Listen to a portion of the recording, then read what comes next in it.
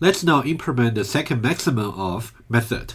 And now if you look at the description of this method here, we say we're given an array of integers, and then we may have duplicates in the array, and we got the assumption that the array contains at least 2 elements. So in the case where there are only 2 elements in the array, so one will be the first maximum, the other one will be the second maximum. Okay? And for this one, we got a constraint, which will also have the same constraint for the lab test. You are forbidden to use any library classes in the Java, like arrays or linked lists, etc. So the reason being, I really want you to really focus on the primitive array and only using loops and if statement to program the logic. That's a more important training for you. Okay, so now let's see how we can program this. I'm just going to use a simple example to illustrate the idea, and then you can also test the utilities tester as well. Okay, so now let's see this. How do we find out the second maximum? Let's say IA, the integer array, the input is now pointing to, let's say, this particular array, for example, over here. Let's say only 2 elements. So that's that's the smallest input we can expect. Let's say we simply get 3 and 4. So now in this case, we know that this must be the first maximum, and this must be the second maximum, right? Because you can see 4 is larger than or equal to 3. So that's very easy to decide. We can just use if statements. Okay. So let's say, what about we have another possibility? Let's say IA over here is pointing to an array of bigger size. Let's say more than 2 elements. For example, let's say that. So 0, 1. Let's say we got 3 and 4. Let's say, you know what? Let me just choose some different value. Let's say 3 and 8. How about that? And then 0, 1, 2, 3, 4. Let's say we got over here 9, and then we have 7, and then we have 4. How about that? Okay, so now this is the idea. The idea is, first of all, we only look it because it's guaranteed the length of the array is larger than or equal to 2. So we always look at the first elements of the array first. So we always look at the first elements of the array, and then determine which one is the first maximum and which one is the second maximum using some simple if statements. Now in this case, we'll see that 8 should be the first maximum, and 3 should be the second maximum. No problem about it. And then we're going to run a loop. To go over the remaining of the array. And every time when we see element by element, we'll actually analyze where they should be. Maybe some of them should be updated as the first maximum, or maybe some of them should be updated as the second maximum. We'll keep doing the updates until we reach the end of the array. I'll show you exactly how that works.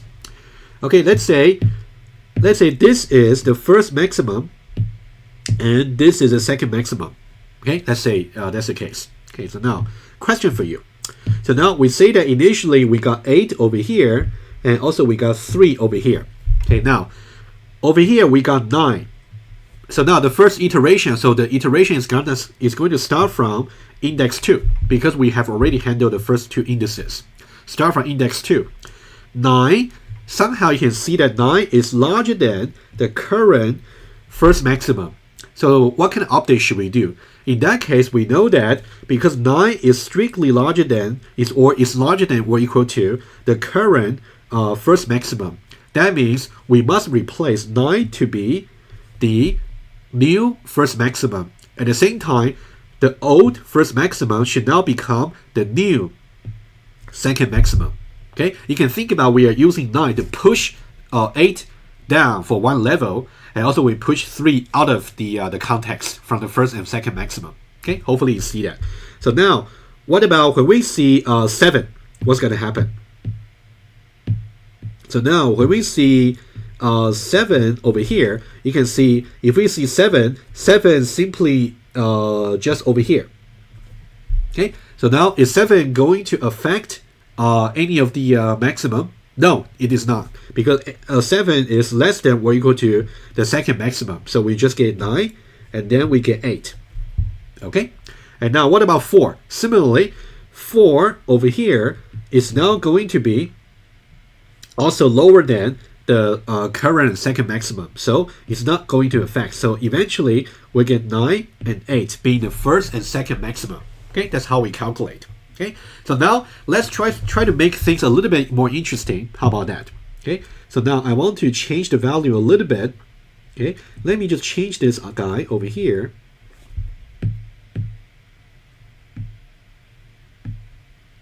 So let me just change this to,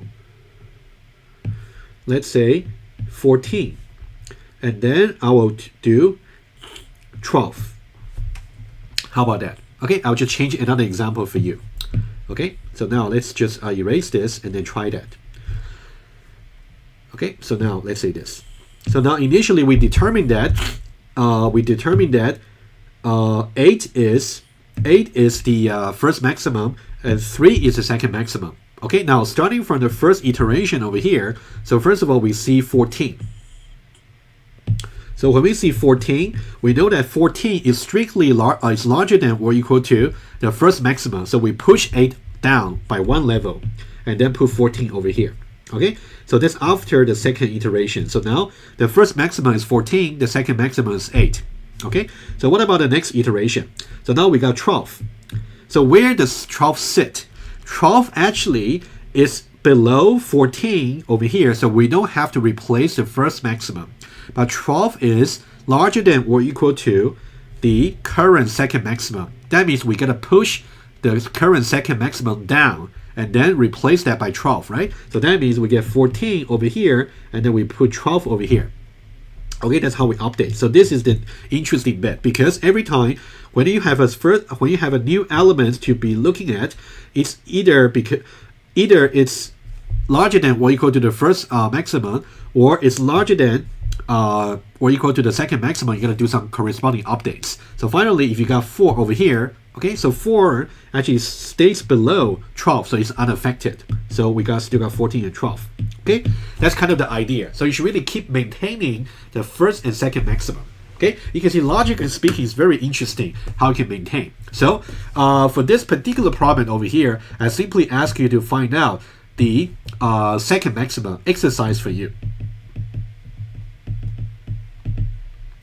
How do you find out the third maximum? Okay, think about it. So you may have to do that for your lab test. Okay, so now let me just go back here and then let's program that very quickly. So it's exactly as we said before.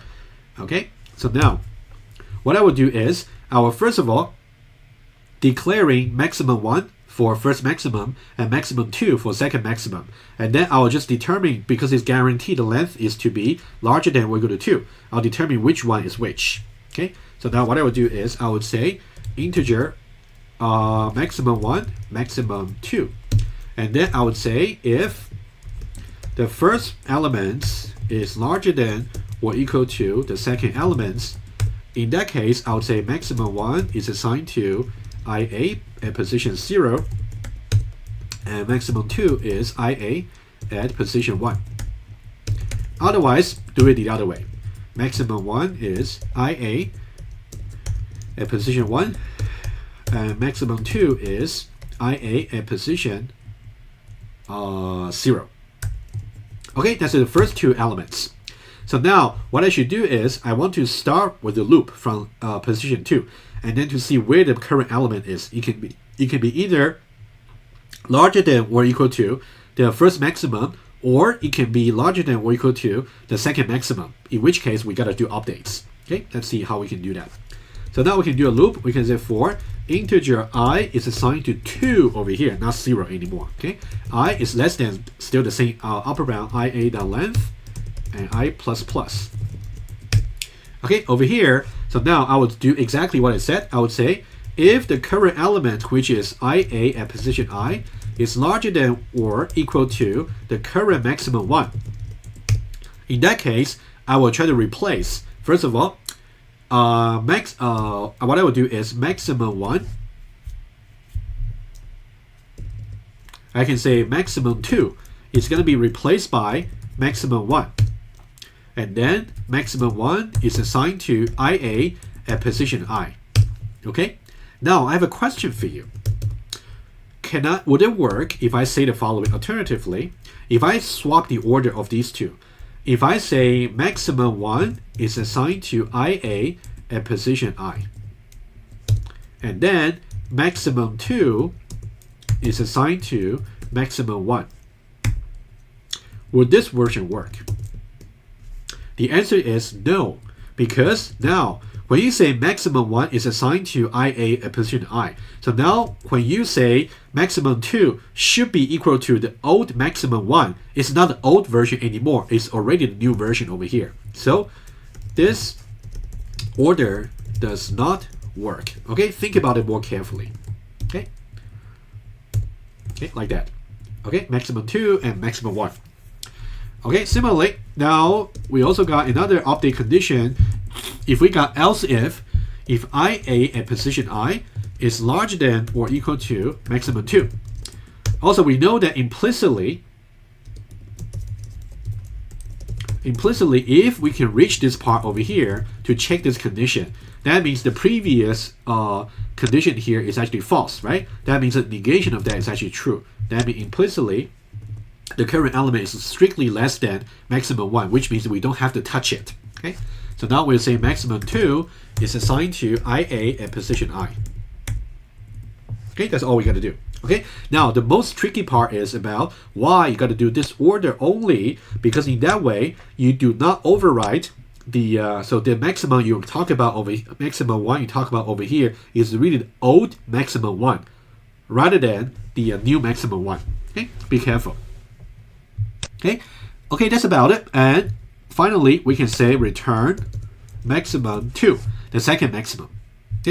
Okay, the code is correct. So now if you just execute a utility tester, you will see that the output is okay. Okay, for example, we can just execute utilities tester and see what we get. Okay, let me go to utilities tester over here. For example, second maximum, let's just see one example over here.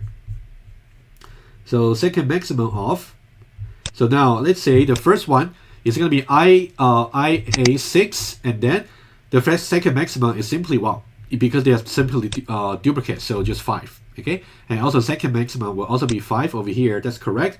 And also the second maximum over here will be first maximum 10, second maximum 9. Okay, so 9 is correct. Okay, so this is correct. And what about when I have duplicates of the first maximum? So that means they are the first and second maximum at the same time. Okay, so that's also correct over here. And finally, if I got 10 and then I have the second maximum here being duplicated, that's okay, because there's one of them being the second maximum. So first maximum is 10 and the second maximum is still 9, which is over here. So the method is correct. Again, be careful with the logic over here. You can see that the way I try to show you the solution is by showing you how it works on the example first, conceptually, and how the update should be done before we actually talk about how the coding should be working. And now you can see in the coding, you also got to be careful with the order of assignments when you do the swap.